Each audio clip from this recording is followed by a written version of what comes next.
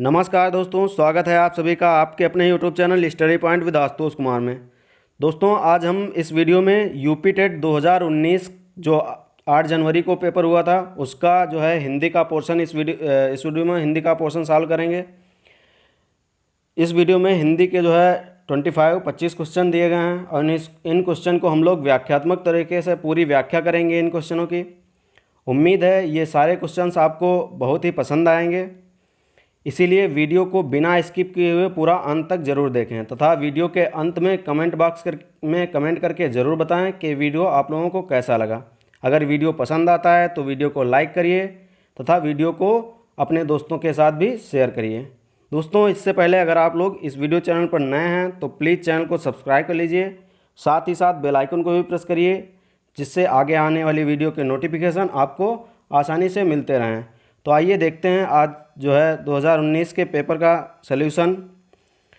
2019 का जो पेपर है उसका पहला क्वेश्चन ये था कि प्रकाशन वर्ष की दृष्टि से डॉक्टर हरिवंश राय बच्चन की रचनाओं का सही अनुक्रम है। कौन सा सही अनुक्रम है ये बताना था इसमें।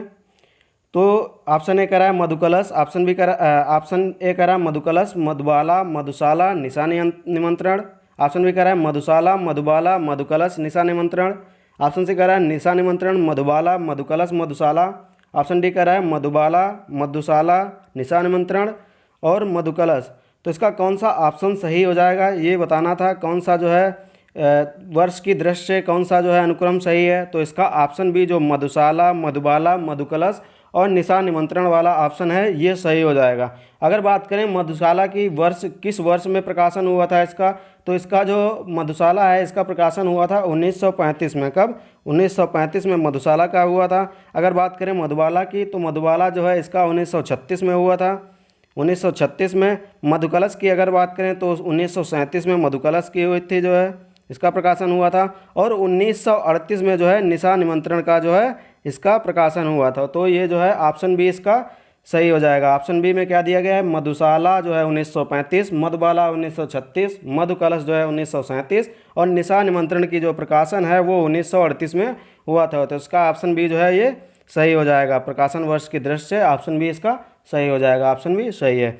इसके आगे देखेंगे अगला क्वेश्चन। अगला क्वेश्चन कह रहा है कि सुमेल कीजिए। सुमेल करना है। ये क्वेश्चन जो है काफ़ी लोगों ने गलत किया था और जो है इस क्वेश्चन को हम लोग देखेंगे, इसकी व्याख्या डिटेल में करेंगे हम लोग। वीडियो को धैर्य बनाकर जो है अंत तक जरूर देखें। कह रहा है कि हिंदी साहित्य सम्मेलन 1 नंबर में दिया है और इसके आगे ए में लिखा है कि 1893। कौन सा सही है मिलान करना है। काशी नागरी प्रचारणी सभा कब हुई थी, राष्ट्रभाषा प्रचार समिति कब हुई थी, तो इसके बारे में हम लोग डिटेल से चर्चा करेंगे। अगर बात करें हिंदी साहित्य सम्मेलन की तो ये जो इसकी शुरुआत है ये काशी नागरी प्रचारणी सभा के द्वारा जो है राष्ट्रभाषा हिंदी जो है उसको राष्ट्रभाषा बनाने के लिए तथा देवनागरी लिपि का प्रचार प्रसार करने के लिए इसकी जो है इस जो है हिंदी साहित्य सम्मेलन का शुरुआत की गई थी। कब की गई थी अगर बात करें तो 1 मई 1910 को। कब की गई थी इसकी शुरुआत। जो हिंदी साहित्य सम्मेलन है इसकी शुरुआत 1 मई 1910 को हुई थी। तो इसका जो है किस में हो जाएगा, पहले वाला का जो है वो ऑप्शन सी हो जाएगा। जो पहले वाला का है उसमें सी हो जाएगा। देखें ऑप्शन में सी किस में दिया है, बी में दिया है और डी में दिया है। अब बात करें दूसरे की काशी नागरी प्रचारणी सभा की बात करें अगर, तो काशी नागरी प्रचारणी सभा की जो स्थापना हुई थी, जो प्रकाशन हुआ था नागरी प्रचारणी पत्रिका का जो इसमें प्रकाशन हुआ था वो हुआ था 1993 ईस्वी में। कब हुआ था। जो नागरी प्रचारणी पत्रिका है उसका प्रकाशन हुआ था 1893 ईस्वी में और इसी के दौरान जो है ये सभा आयोजित की गई थी। और ये जो नागरी प्रचारणी पत्रिका है अगर इसकी बात करें तो ये एक त्रैमासिक पत्रिका थी, त्रैमासिक पत्रिका थी। और इसकी अगर स्थापना की बात करें तो इसकी स्थापना की थी श्याम सुंदर दास ने। किसने की थी, श्याम सुंदर दास ने इसकी स्थापना की थी। श्याम सुंदर दास ने किसकी, काशी नागरी प्रचारणी सभा की। अगर बात करें जब ये इन्होंने स्थापना की थी, श्याम सुंदर दास जी ने जब नागरी प्रचारणी पत्रिका की स्थापना की थी तो ये कक्षा 9 में थे। किस कक्षा में थे, कक्षा 9 में थे। तो इसके आगे जो है ऑप्शन जो है 3 नंबर में दिया है। क्या दिया है इसमें, तो इसका जो बी वाला हो जाएगा वो काशी नागरी प्रचारणी सभा ये हो जाएगा 1893। कब, 1893 इसका प्रकाशन वर्ष है। तो ये इसमें बी वाले में जो ए, दूसरे वाले में ए हो जाएगा।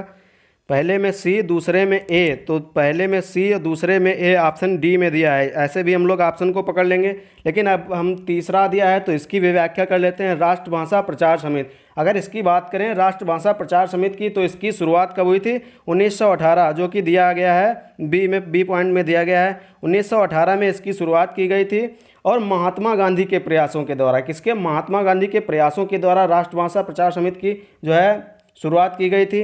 राष्ट्रभाषा प्रचार समिति की जो स्थापना जो है शुरुआत की गई थी 1918 में। अगर स्थापना की बात करें तो ये स्थापित हो पाई थी 1936 में। कब? 1936 में सही से जो है इसकी स्थापना हो पाई थी जो है।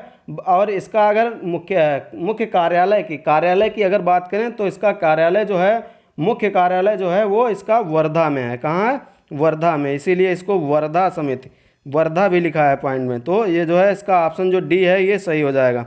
ऑप्शन डी में क्या दिया गया है कि ए का जो हिंदी साहित्य सम्मेलन है वो हुई थी कब? 1910 में। जो काशी नागरी प्रचारी सभा हुई थी वो कब हुई थी? 1893 में। और जो राष्ट्रभाषा प्रचार समिति है, वर्धा समिति है, वो हुई थी 1918। राष्ट्रभाषा प्रचार समिति जो है 1918 में। तो इसका ऑप्शन डी जो है वो सही हो जाएगा। इसके आगे देखेंगे अगला क्वेश्चन। अगला क्वेश्चन कह रहा है कि तुलसीदास के रचनाकार हैं। ये क्वेश्चन हमने पिछले वाले जो है वीडियो में भी दिया था और इस वीडियो में दिया है कि तुलसीदास के रचनाकार कौन हैं। और ये क्वेश्चन 2019 के पेपर में तो पूछा ही गया, साथ ही साथ ये क्वेश्चन 2018 के क्वेश्चन में जो है 18 के पेपर में भी पूछा गया था। तो ये क्वेश्चन काफ़ी बार रिपीट हो चुका है, तो इसको जो है हम लोग सही तरीके से देख लेते हैं। तो तुलसीदास की जो रचना है, तुलसीदास जो रचना है, इसके रचनाकार कौन है? तो इसके रचनाकार हैं सूर्यकांत त्रिपाठी निराला। सूर्यकांत त्रिपाठी निराला ने तुलसीदास की रचना की है। तुलसीदास इनकी एक कृति है। अगर बात करें महादेवी वर्मा आई हैं यहाँ पे, महादेवी वर्मा की रचना है तो निहार, नीरजा, रश्मि, यामा, दीपशिखा, ये सभी जो है महादेवी वर्मा की रचना है। बात करें अगर केशवदास की, तो केशवदास की रचना है कविप्रिया, रसिक प्रिया, रामचंद्रिका, ये जो है सभी केशवदास की हो जाएंगी। बात करें रामविलास शर्मा की, ऑप्शन डी में जो रामविलास शर्मा दिए हैं, इनकी अगर बात करें तो इनकी जो है हो जाएंगी रचनाएं, जैसे पाप के पुजारी, ये इनकी रचना है। 4 दिन, ये भी जो इनकी रचना है। मेरे साक्षात्कार, ये भी इनकी रचना है। किसकी? रामविलास शर्मा की। पाप के पुजारी, 4 दिन, मेरे साक्षात्कार, ये जो है इनकी रचना है महादेवी के वर्मा की। निहार, रीजा, रश्मि, दीपशिखा, ये रचना है। और केशवदास की अगर बात करें तो कविप्रिया, रसिक प्रिया, रामचंद्रिका, ये हो जाती हैं। तो तुलसीदास के रचनाकार कौन हो जाएंगे? तुलसीदास के रचनाकार हो जाएंगे सूर्यकांत त्रिपाठी निराला। तो इसका ऑप्शन सी जो है ये सही हो जाएगा।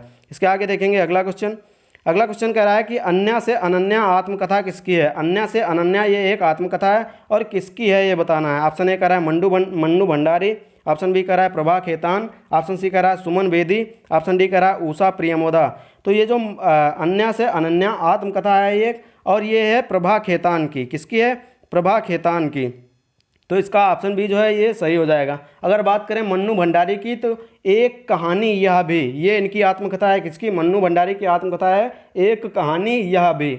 अगर बात करें सुषम बेदी की, सुषम बेदी जो हैं इनकी जो रचनाएं हैं, इन्होंने उपन्यास लिखे हैं, आत्मकथा नहीं, उपन्यास लिखे हैं। उपन्यासों में कैसे? उपन्यासों में जैसे मैंने नाता तोड़ा, इतर, पानी केरा बुदबुदा, ये जो है इनकी रचनाएं हैं। किसकी? सुमन बेदी की रचनाएं, और ये उपन्यास हैं। मैंने नाता तोड़ा, इतर, पानी केरा बुदबुदा, ये जो है सुमन बेदी की रचनाएं हैं। उषा प्रेमोदा की अगर बात करें, उषा प्रेमोदा की, तो रुकोगी नहीं राधिका, ये इनकी जो है रचना है और उपन्यास है ये भी। भया कबीर उदास, ये भी इनकी एक उपन्यास है। और 55 खंभे लाल दीवाने, ये भी जिन जो है इनका उपन्यास है। किसका? उषा प्रेमोदा का। रुकोगी नहीं राधिका, भया कबीर उदास, 55 खंभे लाल दीवारें, और भी जो है इन्होंने अनेक जो है उपन्यास लिखे हैं। तो इसका जो ऑप्शन बी है वो सही हो जाएगा। अन्या से अनन्या जो है ये वो किसकी है? प्रभा खेतान की। ऑप्शन बी सही है। इसके आगे देखेंगे अगला क्वेश्चन। अगला क्वेश्चन कह रहा है कि प्रभु जी तुम चंदन हम पानी, किसका वाक्य है ये बताना है। एक वाक्य है ये, प्रभु जी तुम चंदन हम पानी, ये किसका वाक्य है ये बताना है। तो ये वाक्य है रैदास का। तो इसका ऑप्शन डी जो है ये सही हो जाएगा, रैदास का। ये भी जो है क्वेश्चन काफ़ी लोगों ने गलत किया था, और ये जो है रैदास का हो जाएगा। किसका? रैदास का। अगर बात करें कबीर की, तो कबीर का जो है एक वाक्य हम लोग जो है कबीर के दोहे हैं, जैसे कि बुरा जो देखन मैं चला, बुरा न मिलिया कोई, जो दिल खोजा अपनो मुझसे बुरा न कोई, ये जो है कबीरदास की पंक्ति है। अगर बात करें दादू की पंक्ति की, तो दादू की पंक्ति हो जाएगी बिरह जगावे दर्द को, दर्द जगावे जीव, और जीव जगावे सुरत को, तब पंच पुकारे पीव। ये जो है किसका है? दादू का। दादू का क्या है कि बिरह जगावे दर्द को और दर्द जगावे जीव, जीव जगावे सुरत को, तब पंच पुकारे पीव। ये दादू की जो है पंक्ति है, दादू की पंक्ति है। अगर बात करें नानक की, तो नानक की नीचा अंदर नीच जात, नीची हूँ अति नीच। ये इनका भी वाक्य है, किसका? नानक का। नीची जो है अंदर नीच जात और नीची हूँ अति नीच, ये जो है नानक का वाक्य है। तो इसका जो है तुम प्रभु जी तुम चंदन हम पानी, ये रैदास का वाक्य। तो इसका ऑप्शन डी जो है ये सही हो जाएगा। इसके आगे देखेंगे अगला क्वेश्चन। अगला क्वेश्चन कह रहा है कि निम्नलिखित में से कौन सा शब्द तद्भव है? तद्भव शब्द बताना है। ऑप्शन ए कह रहा है त्रिकुटी, ऑप्शन बी कह रहा है खेत, ऑप्शन सी कह रहा है प्रभु, ऑप्शन डी कह रहा है नाथ। तो जो तद्भव है वो हो जाएगा खेत, खेत। और इसका अगर तत्सम की बात करें तो इसका तत्सम होता है क्षेत्र। क्या होता है? इसका तत्सम, खेत का तत्सम होता है क्षेत्र। और अगर बात करें त्रिकुटी और प्रभु और नाथ की, तो ये तीनों संस्कृत के शब्द हैं। त्रिकुटी और प्रभु और नाथ ये संस्कृत के शब्द हैं, और संस्कृत के जितने भी शब्द होते हैं ये जो है सभी तत्सम शब्द होते हैं। क्या होते हैं? तत्सम। और जो तद्भव होते हैं वो संस्कृत से परिवर्तित या उनको हिंदी भाषा में कन्वर्ट किया जाता है, या परिवर्तित शब्द होते हैं। तो इसमें खेत जो है ये क्षेत्र का तद्भव है, क्षेत्र तत्सम है और खेत तद्भव है। तो इसका ऑप्शन जो बी है ये सही हो जाएगा, ऑप्शन बी सही है। इसके आगे देखेंगे अगला क्वेश्चन। अगला क्वेश्चन कह रहा है कि निम्नलिखित में से कौन सा शब्द देशज है? देशज शब्द बताना है। देशज शब्द ऑप्शन ए कह रहा है धड़ाम, ऑप्शन बी कह रहा है लाश, ऑप्शन सी कह रहा है औरत, ऑप्शन डी कह रहा है पतलून। तो इसमें से कौन सा देशज शब्द है? देशज शब्द, तो इसमें धड़ाम जो है ये देशज शब्द है। धड़ाम जो है ये देशज शब्द है। अगर बात करें लाश की, तो लाश जो है ये तुर्की शब्द है। कैसा? तुर्की भाषा का शब्द है। औरत की बात करें तो औरत ये अरबी भाषा का शब्द है। किसका? अरबी भाषा का शब्द है औरत। अगर बात करें पतलून की, तो ये पुर्तगाली, किसका? पुर्तगाल जो है, पुर्तगाली का जो है शब्द है, पुर्तगाली भाषा का। ठीक है, जो लाश है ये तुर्की हो जाएगा, औरत अरबी और पतलून ये पुर्तगाली शब्द है, और धड़ाम जो है ये देशज शब्द है। तो इसका ऑप्शन ए जो है वो सही हो जाएगा। इसके आगे देखेंगे अगला क्वेश्चन। अगला क्वेश्चन कह रहा है छछूंदर के सिर पर चमेली के तेल का अर्थ है। छछूंदर के सिर पर चमेली का तेल, इसका अर्थ बताना है। ये क्वेश्चन हमने कल के वीडियो में भी दिया था, यहीं से उठाया था हमने, 2019 के पेपर से उठाया था। तो इसका अर्थ बताना है। तो इसका सही अर्थ जो है वो हो जाएगा अयोग्य व्यक्ति को अच्छी चीज़ देना। अयोग्य व्यक्ति को अच्छी चीज़ देना, ये जो है छछूंदर के सिर पर चमेली का तेल का सही अर्थ है। बाकी जो है ये इसके सही अर्थ नहीं है। तो इसका ऑप्शन ए जो है वो सही हो जाएगा, ऑप्शन ए सही है। इसके आगे देखेंगे अगला क्वेश्चन। अगला क्वेश्चन कह रहा है कि ऋग्वेद का संधि विच्छेद क्या है? ऋग्वेद का संधि विच्छेद करना है। कौन सा जो है संधि विच्छेद इसका सही होगा? ऑप्शन ए कह रहा है रि धन वेद, ऑप्शन बी कह रहा है ऋक धन वेद, ऑप्शन सी कह रहा है रि धन गवेद, ऑप्शन डी कह रहा है ऋग धन वेद। तो इसका कौन सा ऑप्शन सही होगा? तो इसका ऑप्शन जो बी है वो सही हो जाएगा, ऋक धन वेद, ऋक धन वेद। अगर बात करें यहाँ पर कौन सी संधि हो जाएगी, तो इसमें संधि हो जाएगी व्यंजन संधि। कौन सी? व्यंजन संधि, व्यंजन संधि। और व्यंजन संधि की हमने जो है बात भी की थी पिछले वाले वीडियो में, कि जो है व्यंजन से जब स्वर या व्यंजन का मेल होता है तो वहाँ पर व्यंजन संधि होती है। जब व्यंजन से स्वर या व्यंजन का मेल होता है तो वहाँ पर व्यंजन संधि होती है। अगर बात करें यहाँ पर व्यंजन संधि की जो है डिटेल में कैसे पहचानेंगे ये व्यंजन संधि है, तो यदि का चा टा ता पा के बाद किसी भी वर्ग का तीसरा या चौथा वर्ण आए, यदि का चा टा ता पा के बाद जितने भी वर्गीय व्यंजन हैं उन वर्गों का जो है पहला वाला अक्षर जो है का चा टा ता पा के बाद किसी भी वर्ग का, जितने भी 5 वर्ग हैं उनमें किसी भी वर्ग का तीसरा या चौथा वर्ण आए, अथवा यारा लावा आए या कोई स्वर आए, तीसरा चौथा वर्ण आए या यारा लावा आए या कोई स्वर आए, तो वहाँ पर जो है का चा टा ता पा जो हैं इनके स्थान पर अपने ही वर्ग का, ये जो है किस वर्ग के हैं, का वर्ग, चा वर्ग, टा वर्ग, ता वर्ग, पा वर्ग, इन्हीं के वर्ग का जो है तीसरा वर्ण हो जाता है। किसके स्थान पर? का चा टा ता पा के स्थान पर जो है इन्हीं के वर्गों का जो है तीसरा वर्ण हो जाता है। तो ये जो है हमारा जैसे ऋग वेद में का के स्थान पर का वर्ग का गा हो रहा है, का वर्ग का तीसरा वर्ण गा है, तो का के स्थान पर गा हो जा रहा है। ऋग्वेद में गा है, और ऋग्वेद अगर इसका विच्छेद करें तो ऋक धनवेद का निकल रहा है, ऋक धनवेद का निकल रहा है, तो का गा में बदल रहा है। तो इसका ऑप्शन जो बी है वो सही हो जाएगा। और इसके साथ साथ हमने व्यंजन संधि की भी सही से चर्चा कर ली, तो इसका ऑप्शन भी सही है। इसके आगे देखेंगे अगला क्वेश्चन। अगला क्वेश्चन कह रहा है कि आप बीती शब्द में समास है, आप बीती शब्द में कौन सा समास है ये बताना है। ऑप्शन ए कह रहा है कर्मधारय समास, ऑप्शन बी कह रहा है द्वंद्व समास, ऑप्शन सी कह रहा है द्विगु समास, ऑप्शन डी कह रहा है तत्पुरुष समास। तो इसमें से कौन सा समास आप बीती, आप पर बीती या खुद पर बीती। आप बीती मतलब स्वयं पर बीती हुई, हम लोग कहते हैं आप बीती जो है, आप बीती मतलब अपने पर या स्वयं पर बीती, तो पर का लोप हो रहा है इसमें, और जो है विभक्ति का लोप होता किसमें है, ये होता है तत्पुरुष में। किसमें, तत्पुरुष समास में जो है विभक्ति या जो है कारक चिन्हों का लोप होता है।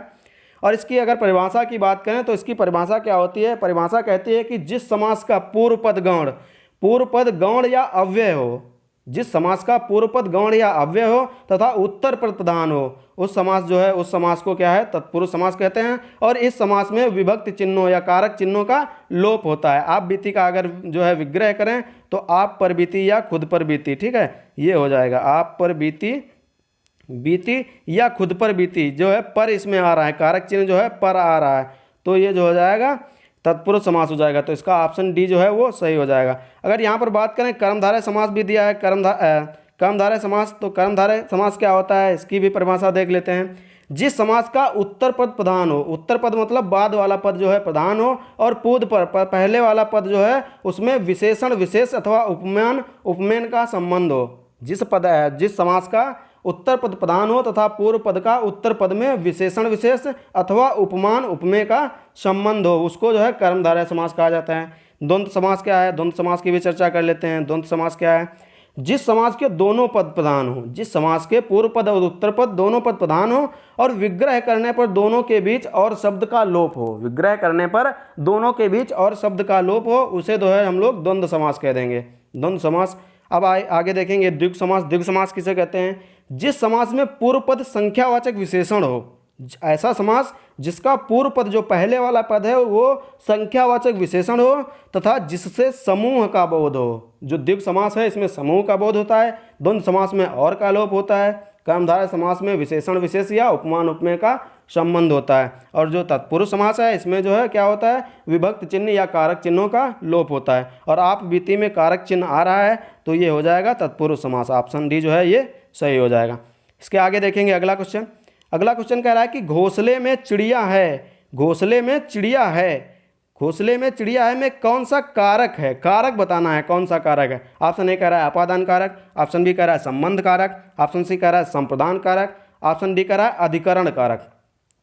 तो इसमें से कौन सा कारक हो जाएगा, घोंसले में। और में की अगर बात करें तो वो किस में आता है, किस विभक्ति या कारक में आता है में, तो जो है ये किसका कारक चिन्ह है, तो ये है अधिकरण का। अधिकरण में क्या आता है, अधिकरण में आता है में, पर और पे, ये जो है अधिकरण में आते हैं। तो अधिकरण में आता है में पे, और इसमें आता है घोंसले में, घोंसले में चिड़िया है, घोंसले में चिड़िया है, तो इसका अधिकरण जो है कारक हो जाएगा, ऑप्शन डी जो है वो सही हो जाएगा।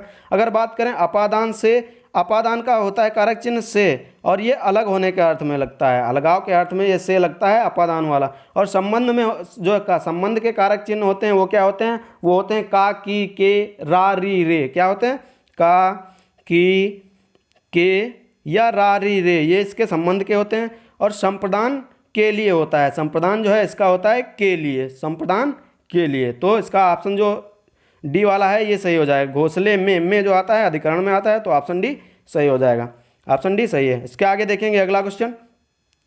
अगला क्वेश्चन कह रहा है कि कनुप्रिया के रचनाकार कौन है। कनुप्रिया एक रचना है और इसके रचनाकार बताना है। ऑप्शन ए कह रहा है धर्मवीर भारती, ऑप्शन बी कह रहा है रांगेय राघव, ऑप्शन सी कह रहा है भगवती चरण वर्मा, ऑप्शन डी कह रहा है नागार्जुन। तो कनुप्रिया जो है ये बहुत धर्मवीर भारती की जो है बहुत ही फेमस रचना है कनुप्रिया। कनुप्रिया जो है काफ़ी बार पूछी भी जा चुकी है ये यूपी टेट के एग्जाम में, और जो है एक या दो बार सीटेट के एग्जाम में भी जो है ये पूछी गई है। कनुप्रिया जो है ये सीटेट के एग्जाम में भी पूछी गई है। तो ये धर्मवीर भारती की रचना है। अगर बात करें रांगेय राघव की, तो रांगेय राघव की रचना क्या हो जाएंगी, तो ये हो जाएगी रामानुज।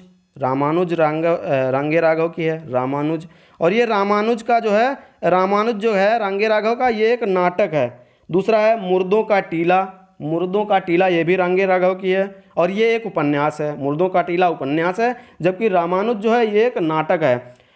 अगर आगे बात करें भगवती चरण वर्मा की, तो भगवती चरण वर्मा की रचना बहुत ही फेमस जो है वो है चित्रलेखा। चित्रलेखा ये भगवती चरण वर्मा की बहुत ही फेमस रचना है। ये भी जो है काफ़ी बार यूपी टेट के एग्जाम में, और एक बार जो है यूपीपी और यूपीएसआई के एग्जाम में भी पूछी गई है। कौन सी? भगवती चरण वर्मा की चित्रलेखा। चित्रलेखा पूछी गई है कि किसकी है। अगर बात करें चित्रलेखा, तो ये जो चित्रलेखा है ये एक उपन्यास है। क्या है? चित्रलेखा एक उपन्यास है। और इनकी जो भगवती चरण वर्मा है, इनकी अगर एक और रचना की बात करें, और भी अनेक रचना हैं, लेकिन भूले बिसरे चित्र जो है ये भी इनका उपन्यास है और बहुत ही फेमस। भूले बिसरे चित्र भी जो है ये फेमस है, लेकिन चित्रलेखा जो है ये काफ़ी बार एग्जाम में पूछा जा चुका है। अगर बात करें नागार्जुन की, तो नागार्जुन की रचनाएँ हो जाएंगी रतिनाम की चाची हो जाएगी, ये उपन्यास है। रतिनाम की चाची जो है ये उपन्यास है। और जो है बात करेंगे विद्यापति की कहानियाँ, ये हो जाएगी कौन सी? विद्यापति की कहानियाँ। अगर इसकी बात करें तो ये एक बाल साहित्य है। जो विद्यापति की कहानियाँ हैं ये एक बाल साहित्य है, और रतिनाम की चाची जो है ये एक उपन्यास है। तो कनुप्रिया जो है ये हो जाएगी किसकी? कनुप्रिया धर्मवीर भारती की जो है रचना है। तो इसका ऑप्शन ए जो है वो सही हो जाएगा। इसके आगे देखेंगे अगला क्वेश्चन।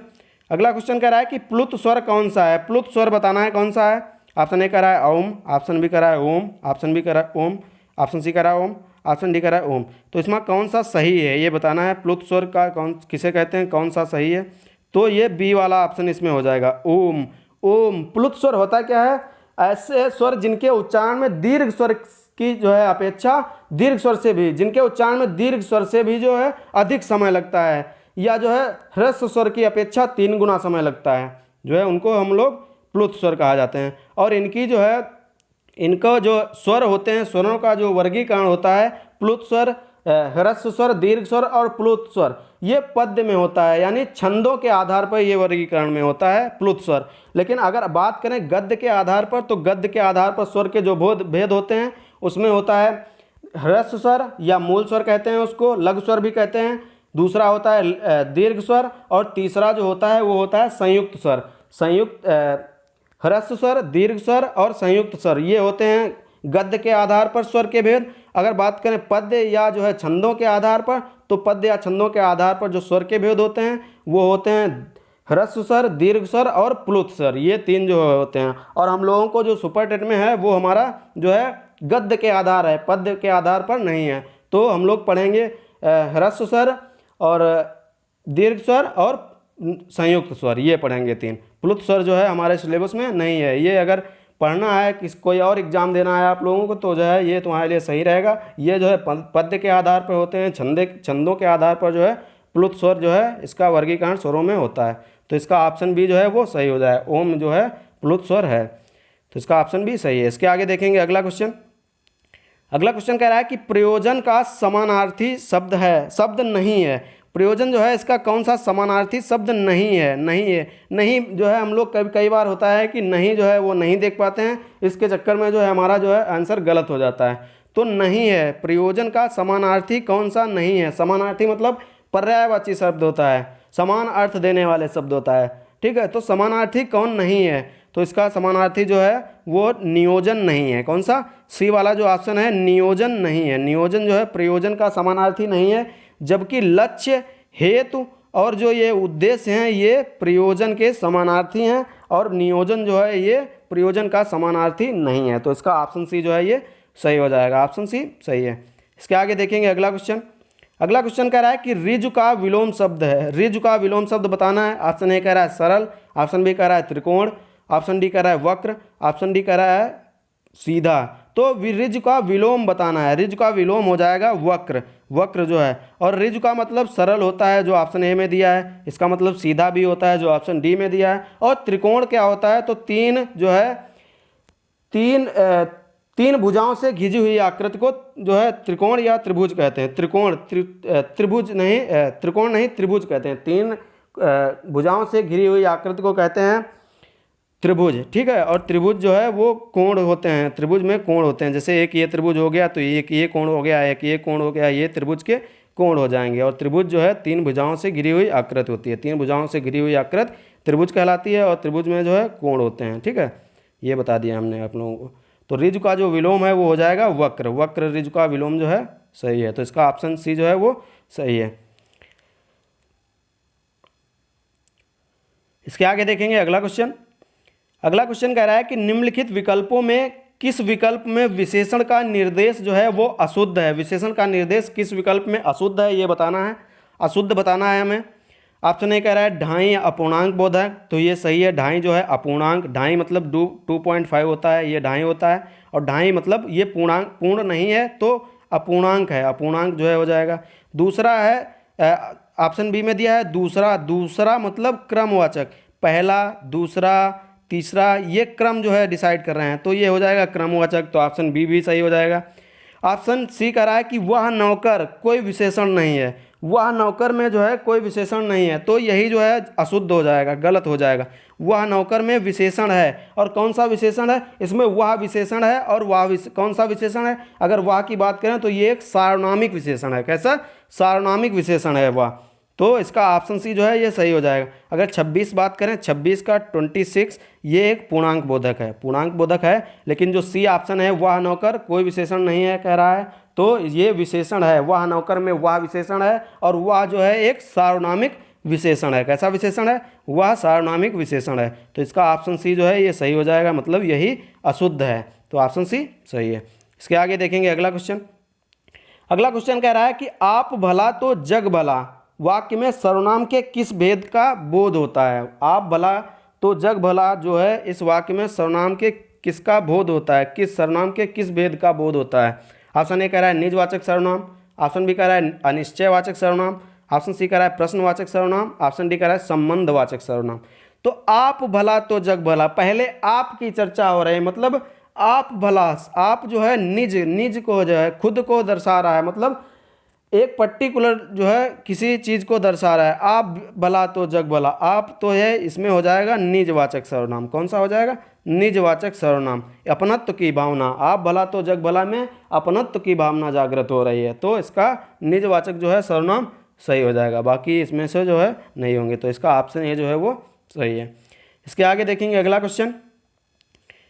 अगला क्वेश्चन कह रहा है कि निम्नलिखित में से कौन सा शब्द पुल्लिंग है। पुल्लिंग जो है ये तीसरी बार हमने क्वेश्चन पूछा पुल्लिंग स्त्रीलिंग वाला, और ये क्वेश्चन काफ़ी जो है विवादित भी रहा है, और आयोग ने इसका जो है सही से इसका जवाब जो है आयोग ने भी नहीं बताया है, किसी ने कुछ लगाया है, किसी ने कुछ लगाया है, लेकिन जो एग्जैक्ट इसका आंसर होना चाहिए वो कौन सा होगा इसके हम लोग देख लेते हैं। ऑप्शन ए कह रहा है चील जो है पुल्लिंग है, ऑप्शन बी कह रहा है कढ़ी, ऑप्शन सी कह रहा है सरसों, ऑप्शन डी कह रहा है संतान। जो आयोग है हमारा, जिसने जो है अभी 2019 का जो पेपर हुआ है, इसका जो आंसर की आई रिजल्ट आया, उसमें जो है आयोग ने हमारा जो है संतान को सही माना है, संतान जो है इसको सही ना माना है, लेकिन सही मायने में अगर देखें तो यहाँ पर सरसों सही होगा। कौन सा, सरसों जो है ये एक पुल्लिंग शब्द माना जा सकता है। अगर बात करें पुल्लिंग की तो इसमें सरसों सही होना चाहिए आयोग ने, लेकिन जो है संतान को सही माना है। अगर बात करें वाक्य में प्रयोग करके, मैंने बताया था पीछे वाले वीडियो में बताया था कि अगर पुल्लिंग और स्त्रीलिंग की पहचान करनी हो तो हम लोग होता है होती है से पहचान कर लेंगे। तो चील तो होती है, चील होती है, चील होती है, कहते नहीं है चील आ रही है, वो चील आ रही है, चील होती है, तो चील होती है ये स्त्रीलिंग हो गया। कढ़ी होती है, कढ़ी कढ़ी बनाई गई है, कढ़ी होती है, कढ़ी होती है मतलब स्त्रीलिंग हो गई। सरसों, सरसों की अगर बात करें तो सरसों को होती है भी कहते हैं और होता ही भी कहते हैं। इसमें जो है पुल्लिंग और स्त्रीलिंग को सही से डिफाइन नहीं किया जा सकता है, लेकिन फिर भी सरसों होता है कहा जा सकता है, सरसों होता है कहा जा सकता है। लेकिन अगर बात करें संतान की, जो आयोग ने सही माना है, अगर इसकी बात करें हम लोग तो संतान होता है। किसी को सुना है कहते हुए कि संतान होता है, जैसे राजा दशरथ की 4 संतान थे, था, 4 संतान था, सुना है ये वाक्य, नहीं सुना है। अगर वाक्य सही वाक्य अगर करना है तो यही बनेगा कि राजा दशरथ की 4 संतानें थीं, राजा दशरथ की 4 संतानें थीं, थीं का मतलब स्त्रीलिंग निकल रहा है, तो संतानें तो स्त्रीलिंग हो जाएगी। संतानें हैं या संतानें थीं तो स्त्रीलिंग हो जाएगा। अगर बात करें सरसों की तो सरसों पुल्लिंग भी, सरसों होता है, ठीक है, सरसों बोया गया, तो ये सरसों यहाँ पे मेरे अकॉर्डिंग जो है वो सरसों सही होना चाहिए, लेकिन आयोग जो है उसने संतान को सही माना है, ठीक है। तो कुछ भी हो सकता है इसमें, आयोग जो है ये गलती भी हो सकती है या हम लोगों से गलती भी हो सकती है। तो इसमें मेरे अकॉर्डिंग तो सरसों होना चाहिए, लेकिन आयोग जो है उसने संतान को सही माना है। तो आप लोग जो है इसको जो है सही से जो है देख लीजिए अगर कहीं मिलता है। इसके आगे हम लोग अगले क्वेश्चन की बात करेंगे। अगला क्वेश्चन कह रहा है कि उच्चारण स्थान की दृष्टि से कौन सा विकल्प शुद्ध है। उच्चारण के स्थान के से कौन सा विकल्प शुद्ध है ये बताना है। जो है उच्चारण स्थान दिए गए हैं वर्णों के। ऑप्शन ए कह रहा है सा जो है इसका मूर्धन्य जो है, सा जो है 3 ऑप्शन में दी गए हैं। तो हम लोग ये सा मूर्धन्य है, ये सा दंत है, ये चा जो है ये कंठ है, ये सा तालव्य है। तो कौन सा जो है शुद्ध है इसका चयन करना है। तो हमारा ऑप्शन बी जो है ये सा जो है दंत होती है, सा जो है ये दंत होती है, दंत होती है। अगर बात करें इस सा की तो ये सा जो है मूर्धन्य नहीं तालव्य होती है। कौन सी होती है? तालव्य सा इसको कहते हैं, तालव्य होती है ये वाली सा हमारी तालव्य होती है। अगर इस वाली सा की बात करें तो ये होती है मूर्धन्य। ठीक है, ये हमारी मूर्धन्य हो जाएगी। अगर चा की बात करें तो चा जो है हमारा तालव्य है। कैसा है? तालव्य। चा वर्ग जितना भी है वो तालव्य है। का वर्ग कंठ से, चा वर्ग तालव्य से, टा वर्ग मूर्धा से, और जो टा वर्ग के बाद आता है ता वर्ग जो है वो हो जाएगा ता वर्ग दंत से हो जाएगा। और जो पा वर्ग बचता है हमारा 5वां वर्ग पा वर्ग वो हो जाएगा किससे? वो हो जाएगा ओष्ठ से। तो ये हमारा हो गया इसका। तो इसमें कौन सा जो है सही हो जाएगा? ये सा जो है ये दंत हो जाएगा। ऑप्शन बी जो है ये सही हो जाएगा। और ये क्वेश्चन काफ़ी लोग गलत भी करके आए हैं। अभी हमने एक लोगों से बात की थी, उन्होंने बताया कि ये जो है हमने इसमें जो है पहले वाला ऑप्शन कर दिया जो है सा का मूर्धन्य, तो ये इसका पहला नहीं, ऑप्शन बी जो है वह सही हो जाएगा। सा जो है वो दंत, ये सही हो जाएगा। तो ऑप्शन बी सही है। इसके आगे देखेंगे अगला क्वेश्चन। अगला क्वेश्चन कह रहा है कि निम्नलिखित में से जो है कौन सा कथन अशुद्ध है। अशुद्ध कथन का चयन करना है हमें। अशुद्ध कथन कौन सा है ये बताना है। तो देख लेते हैं अशुद्ध कौन सा है। ऑप्शन ए कह रहा है कि 2 महाप्राण व्यंजनों का उच्चारण एक साथ हो सकता है। ऑप्शन बी कह रहा है हिंदी में ज्ञा का उच्चारण परंपरा से भिन्न हो गया। अशुद्ध बताना है हमें कौन सा अशुद्ध है। ऑप्शन सी कह रहा है कि छा से क्षत्रिय वाला छा जो है ये एक संयुक्त व्यंजन है। ऑप्शन डी कह रहा है विसर्ग कंठ। तो विसर्ग तो कंठ होता है, ये सही है। छा जो है संयुक्त व्यंजन है, ये भी सही है। का और सा से मिलकर बना होता है। ऑप्शन बी में कहा गया है कि हिंदी में ज्ञा का उच्चारण परंपरा से भिन्न हो गया, तो ये भी सही है। जो ये है ये भी सही है। कैसे सही है इस बात की चर्चा हम लोग अभी कर रहे हैं। और ये ऑप्शन ए वाला ही अशुद्ध कैसे है इसको भी हम लोग देखते हैं। ऑप्शन ए जो है इसमें इसका सही आंसर जो है ये ऑप्शन ए हो जाएगा। ऑप्शन ए सही हो जाएगा। तो इसकी चर्चा हम लोग कर लेते हैं कि ये कैसे जो है अशुद्ध है। ऑप्शन ए जो है ये कैसे अशुद्ध है। 2 महाप्राण व्यंजनों का उच्चारण एक साथ हो सकता है। जितनी भी सा हैं, अगर हम लोग ऐसे नॉर्मली सा बोलें, सा महाप्राण होते कौन कौन से हैं? महाप्राण की अगर बात करें हम लोग तो महाप्राण होते हैं प्रत्येक वर्ग का दूसरा और चौथा वर्ण तथा सा और हा, ये महाप्राण होते हैं। और अगर बात करें कि 2 महाप्राण व्यंजनों का उच्चारण एक सा हो सकता है। अगर सा हम लोग नॉर्मली सा बोलें, अगर उसको कोई भी जो है उच्चारण स्थान की दृष्टि से या कैसे भी उसको जो है बताएं नहीं कि ये कौन सा है, और नॉर्मली सा बोलें तो सा का उच्चारण स्थान, सा जो है महाप्राण जो हैं, इन 2 व्यंजनों का उच्चारण, इन सा का उच्चारण तो एक साथ किया जा सकता है। जो सा हैं महाप्राण वर्ण हैं, सा हैं, इनका उच्चारण अगर हम सा बोलें तो आप ये नहीं बता सकते कि ये कौन सी सा है। सा बोलें तो आप ये नहीं बता सकते कि ये कौन सी सा है। तो इनका तो उच्चारण एक साथ किया जा सकता है। इस दृष्टि से अगर ये बात करें तो ये सही हो जाएगा, अशुद्ध नहीं होगा। लेकिन और भी जो दूसरा और चौथा वर्ण होता है, प्रत्येक वर्ग का दूसरा और चौथा वर्ण होता है, अगर उसकी बात करें दूसरा और चौथा वर्ण, जैसे दूसरा कौन सा हो जाएगा? का वर्ग में हम लोग देख लेते हैं का, खा, गा, घा और अंगा। ठीक है, ये जो है ये वर्ण हो गया। दूसरा हो जाएगा खा और चौथा हो जाएगा घा। खा और घा का एक आप लोग एक साथ उच्चारण कर सकते हैं। खा और घा का एक साथ उच्चारण कर सकते हैं आप लोग? नहीं कर सकते हैं ना। तो यही हमारा जो है ऑप्शन में दिया गया है कि उच्चारण एक साथ हो सकता है, लेकिन नहीं हो सकता है। इसी की दृष्टि से जो है हमारा ये ऑप्शन जो है ऑप्शन ए है अशुद्ध हो जाएगा। एक साथ जो है महाप्राण वर्णों का उच्चारण जो है, व्यंजनों का उच्चारण जो है वो एक साथ नहीं किया जा सकता है, बल्कि जो इसमें सा साथ दिए हैं इनका तो उच्चारण हम लोग अगर ऐसे नॉर्मली करें सा सा सा करें तो नहीं बता सकते हैं कि ये जो है कौन सा सा बोल रहे हैं, तो एक साथ किया जा सकता है। लेकिन अगर वर्ग की बात करें, वर्ग में दूसरा है और चौथे वर्ण की बात करें, तो उन उच्चारण को, उन वर्णों को हम लोग उन वर्णों का उच्चारण एक साथ नहीं कर पाएंगे। ठीक है, तो इसका यही ऑप्शन जो है अशुद्ध हो जाएगा, मतलब यही इसका ऑप्शन सही हो जाएगा। अगर बात करें दूसरे ऑप्शन की कि हिंदी में ज्ञा का उच्चारण परंपरा से भिन्न कैसे है, तो परंपरा का भिन्न अगर हम लोग ज्ञा को बोलते हैं तो ज्ञा में क्या निकलता है, आदि गा और या निकलता है। ज्ञा में गा और या निकलता है। अगर इनका उच्चारण स्थान की अगर बात करें तो गा बोला जाता है कंठ से। ठीक है, गा बोला जाता है कंठ से, तो ये कंठ होना चाहिए। लेकिन ज्ञा जो हमारा है ये तालव्य व्यंजन है। कौन सा, ज्ञा जो है ये तालव्य है, तालव्य है। अगर ज्ञा ऐसे लिख सकते हैं, नहीं लिखते हैं, लेकिन तो उच्चारण स्थान जो है इसकी परंपरा से भिन्न है। अगर सही उच्चारण अगर इसकी बात करें, सही उच्चारण की, तो ज्ञा जो है वो कैसे बनता है, ज्ञा एक संयुक्त व्यंजन है। ज्ञा जो है ये एक संयुक्त व्यंजन है। और कैसे बनता है अगर इसकी बात करें हम लोग, तो ज्ञा बनता है आधी जा और आधी जा और बनता है वहाँ से। ठीक है, इससे बनता है ज्ञा।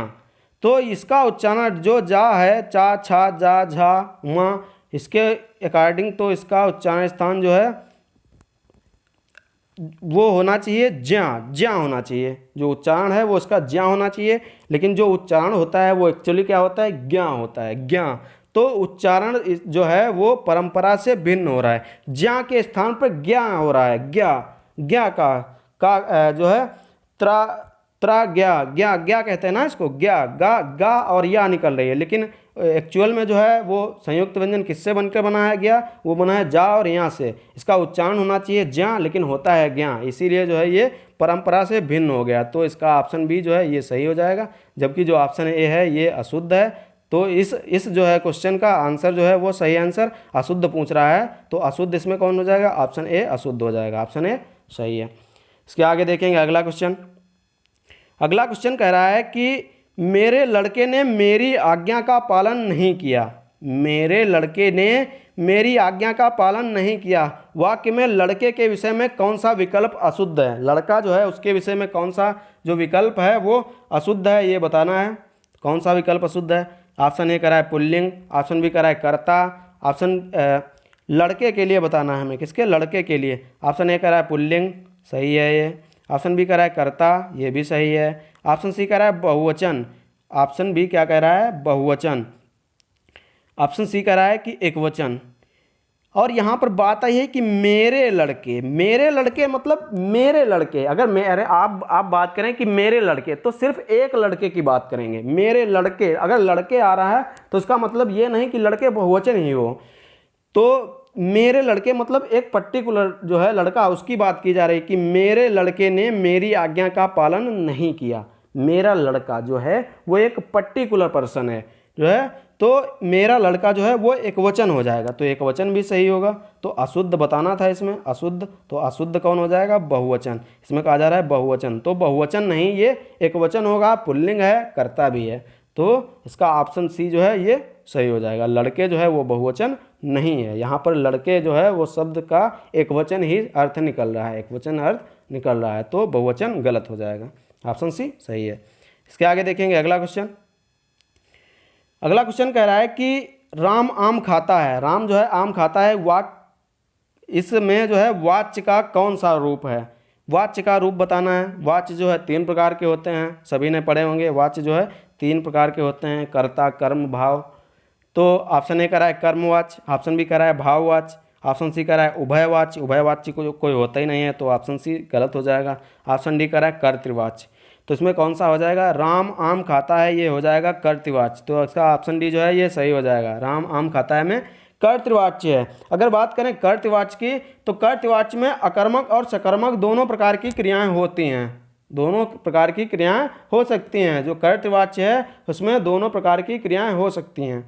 तो इसमें जो है क्रिया ये जो है आम खाता है, ये जो है कर्तवाच्य है। अगर बात करें कर्मवाच्य की, कर्तवाच्य हमने जान लिया कि अकर्मक और सकर्मक दोनों क्रियाएं होती हैं, कर्तवाच्य होता है।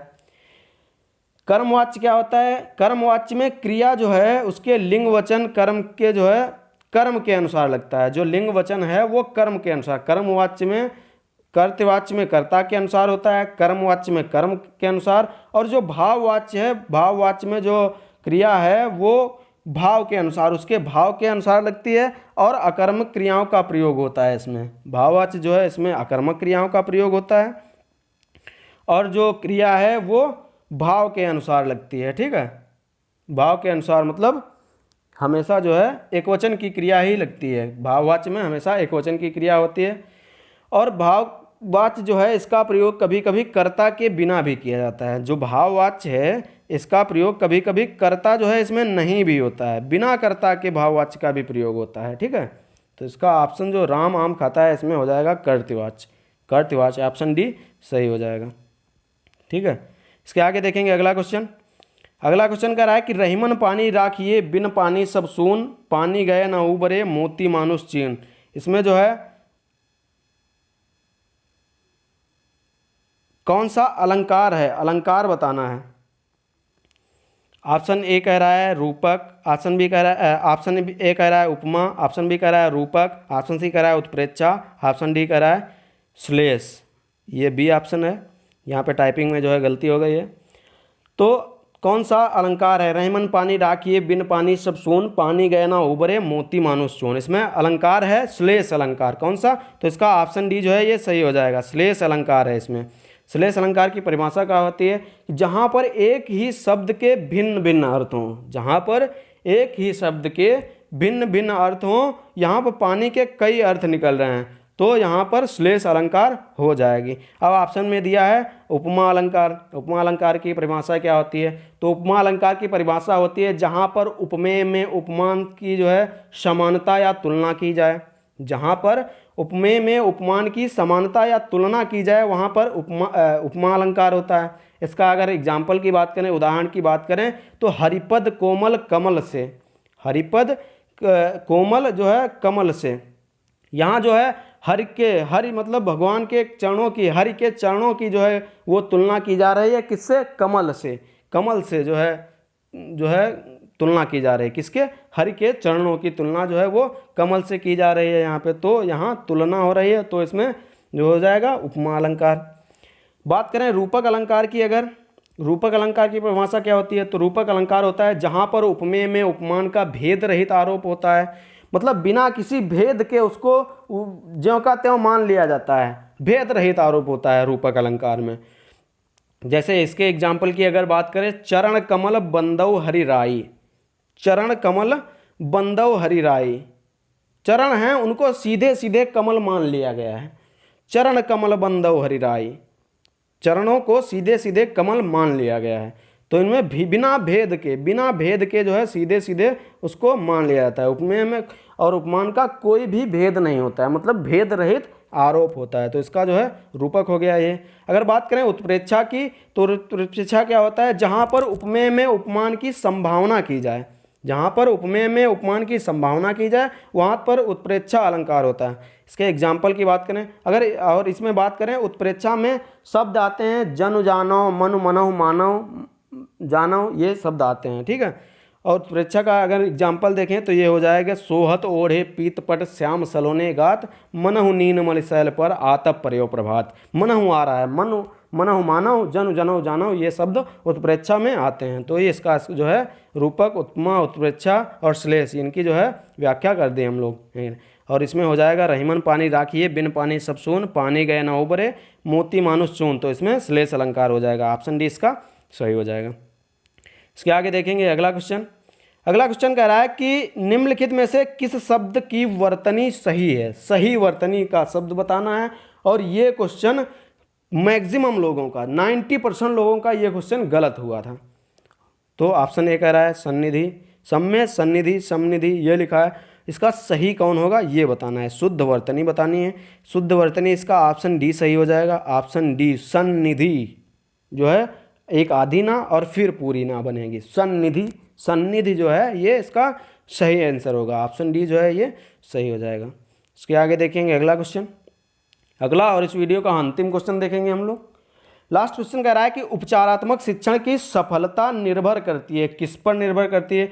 उपचारात्मक, उपचार कब किया जाता है? जब जो है समस्या हो, किसी को समस्या हो और जो है तब उसका उपचार किया जाता है। सफलता किस पर निर्भर करती है ये बताना है। ऑप्शन ए कह रहा है भाषिक नियमों के ज्ञान पर, ऑप्शन बी कह रहा है समय व अवधि पर, ऑप्शन सी कह रहा है समस्याओं के कारणों की सही पहचान पर, ऑप्शन डी कह रहा है उपचारात्मक शिक्षण की सामग्री पर। तो उपचारात्मक शिक्षण की सामग्री पर तो बिल्कुल भी निर्भर नहीं करेगा। उपचारात्मक शिक्षण जो है समय और अवधि से भी इसका कोई लेना देना नहीं है। भाषिक नियमों तो इससे भी इसका कोई नहीं। उपचारात्मक शिक्षण कब किया जाता है? किसी चीज़ का उपचार कब किया जाता है? जब किसी को कोई समस्या होती है और समस्या की जब तक पहचान नहीं होगी तब तक उसका उपचार संभव नहीं है। किसी भी अगर किसी को कोई समस्या है, अगर समस्या की पहचान नहीं होती है तो उसका उपचार समस्या का उपचार संभव नहीं है, मतलब उपचारात्मक शिक्षण संभव नहीं है। तो ये ऑप्शन सी इसका सही हो जाएगा। समस्याओं के कारणों की सही पहचान करके जो है पहले जो समस्या है उसके जो है कारण क्या हैं, कैसे जो है समस्या उत्पन्न हुई, उसकी सही से पहचान की जाएगी, फिर उसका उपचार किया जाए, तो ये सबसे जो है सही तरीका रहेगा। तो ये जो है निर्भर करता है समस्याओं के सही कारणों की पहचान पर। तो उपचारात्मक शिक्षण किस पर निर्भर करेगा? ये करेगा समस्याओं के कारणों की सही पहचान पर। तो इसका ऑप्शन सी जो है ये सही हो जाएगा, ऑप्शन सी सही है। तो दोस्तों ये वीडियो आप लोगों को पसंद आया होगा। मैंने सभी क्वेश्चंस को डिटेल से बताया, और अगर बात करें तो 25 क्वेश्चन 5 कैसे छूट गए, तो 2 जो है 4 क्वेश्चन पैराग्राफ के थे वो हमने छोड़ दिए, और एक क्वेश्चन हमने कल कराया था कि निम्न में से कौन सा सही है, और उसमें दिया था अंगना, ऑप्शन में था अंगना, अंगना ये था, और यही विकल्प अंगना वाला यही विकल्प इसका सही था अंगना। दूसरा दिया था चांद, चांद, तो इसका हमने सही बताया था कि ये सही होता है चांद। और तीसरा दिया था आँख, आँख में जो है ये, और हमने बताया था कि आँख का सही ये होता है। तो ये क्वेश्चन हमने जो है कल करा दिया था, आज भी ऐसे ही बता देते हैं हम लोग आँख। और तीसरा दिया था ऑप्शन डी में दिया था अंक, अंक में जो है चंद्र बिंदी लगी थी अंक, तो इसका सही कराया था हमने ये अंक, ये सही होगा अंक का, यहाँ पे बिंदी लगेगी, ठीक है, ये सही होगा। तो ये क्वेश्चन हमने जो है दोबारा इसको नहीं रखा, कल करा दिया था, इसीलिए उम्मीद है सारे क्वेश्चंस आप लोगों को सही से समझ में आ गए होंगे। अगर सही लगा है, वीडियो अच्छा लगा है आप लोगों को, तो वीडियो को लाइक कर दीजिए। साथ ही साथ अगर चैनल सब्सक्राइब नहीं किया है तो चैनल को सब्सक्राइब कर दीजिए। साथ ही साथ बेल आइकन को भी प्रेस कर दीजिए, जिससे आगे आने वाले वीडियो के नोटिफिकेशन आपको आसानी से मिलते रहें। दोस्तों अगर आप लोगों ने, मैंने इससे पहले जो है 2011 से लगाकर आज जो है ये 2019 का पेपर है, मैंने 2011 से लगाकर 2019 के सारे क्वेश्चंस करवा दिए। प्रीवियस ईयर के जितने भी यूपी टेट के प्राइमरी के क्वेश्चन जितने भी थे मैंने सारे क्वेश्चंस करवा दिए हैं। अगर आप लोगों ने वो वीडियो नहीं देखे हैं तो प्लेलिस्ट में जाके देख सकते हैं, चैनल की प्लेलिस्ट में जाके देख सकते हैं। साथ ही साथ उन वीडियोज़ का लिंक हमने डिस्क्रिप्शन बॉक्स में भी दे दिया है, वहाँ से भी जाकर देख सकते हैं। तो अब इसके आगे हम लोग अगले वीडियो में जो है इसके आगे जब आएंगे तो जो है संस्कृत, यूपी टेट की संस्कृत के वीडियो जो है स्टार्ट करने वाले हैं हम लोग। संस्कृत के जो प्रीवियस ईयर के क्वेश्चन है 2011 से लगाकर 2019 के जितने भी क्वेश्चंस होंगे उन सबको जो है हम लोग कराएंगे। तो आप लोग जो है हमारे चैनल के साथ कंटिन्यू बने रहिए। तो अब मिलते हैं अगले वीडियो में, तब तक के लिए नमस्कार।